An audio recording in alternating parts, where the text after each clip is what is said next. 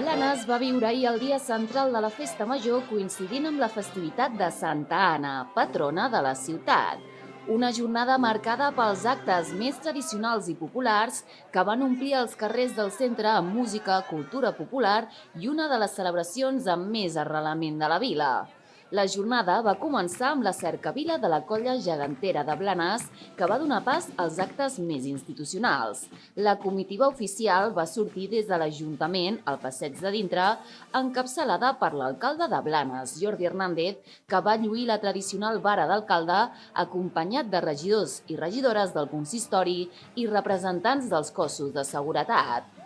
El seguici, acompanyat pels gegants de Blanes, en Gastó i na Caterina, i per la música de la banda musical mossèn Joan Batlle, van recórrer el carrer Ample fins a arribar a la plaça de l'Església, on es va celebrar la missa solemne de Santa Anna. Abans de l'ofici religiós, els gegants van protagonitzar un dels moments més esperats amb el Ball dels Vescomtes, una dansa que representa les figures del vescomtat de Cabrera i que es torna a interpretar dins la parròquia de Santa Maria per tercer any consecutiu.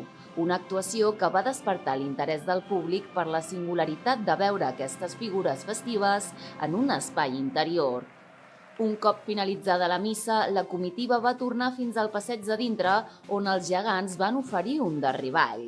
Tot seguit va arribar un dels moments més emblemàtics de la festa major, el ball de morratxes, a càrrec de l'esbart Joaquim Ruïra i amb l'acompanyament musical de la cobla La Flama de Farners, dirigida per Josep Maria Guinart.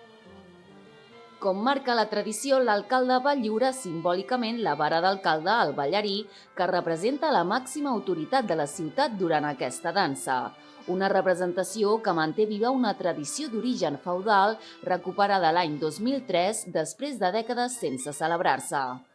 El ball de morratxes va tornar a comptar també amb la participació del públic, que va poder sumar-se al tram final de la dansa, el Toquen a córrer, amb l'ajuda dels membres de l'esbart. La festa del matí va acabar amb la sardana Blanes Festiu interpretada per la cobla La Flama de Farners.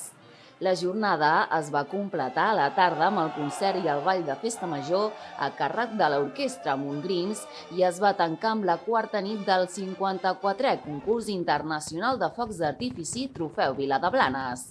L'espectacle va anar a càrrec de la pirotècnia valenciana, guanyadora de les darreres 5 edicions consecutives del certamen, que tornava amb l'objectiu de revalidar el seu domini al concurs.